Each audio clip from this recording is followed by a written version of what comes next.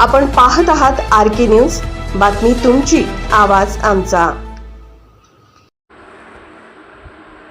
नगरसेविका रुपाली बंडगर यांचे नगरसेविका पद रद्द करण्यासाठी कोल्हापूर सर्किट बेंचमध्ये याचिका दाखल। जात प्रमाणपत्र संशयास्पद असल्याचा सौ द्राक्षायणी चेतक दायंगडे यांचा आरोप।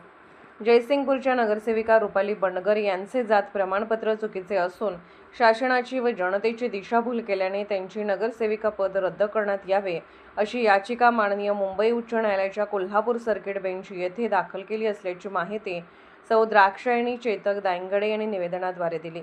या निवेदनात म्हटले आहे की जयसिंगपूर नगरपालिकेच्या झालेल्या नुकत्याच सार्वत्रिक निवडणुकीत प्रभाग क्रमांक 2 मधून रुपाली बंडगर यांनी निवडणूक लढवली होती।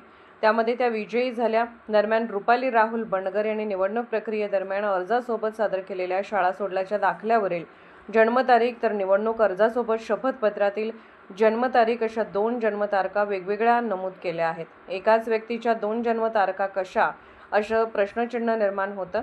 त्यामुळे त्यांचे जात प्रमाणपत्र संशयास्पद वाटते। रुपाली बंडगर यांचा जन्म कोल्हापूर जिल्ह्यातील तिळवणी गावाचा आहे, मात्र त्यांची तिळवणी येथील शासकीय कार्यालयात कोठेही जन्मनोंद आढळून येत नाही।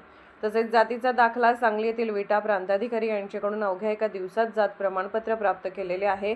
हे कसे काय?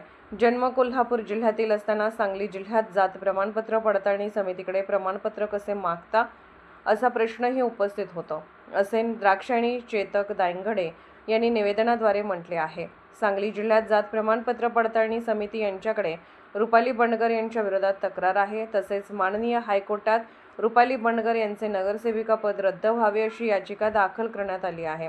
सौ दायंगडे यांच्यातर्फे ॲडव्होकेट श्री प्रवीण मेंगाणे व ॲडव्होकेट श्री अजय शहा यांचे मार्फत माननीय उच्च न्यायालय येथे याचिका दाखल केली आहे। शेवटपर्यंत न्याय मिळण्यासाठी आम्ही लढत राहू, असेही दायंगडे यांनी निवेदनात म्हटले आहे।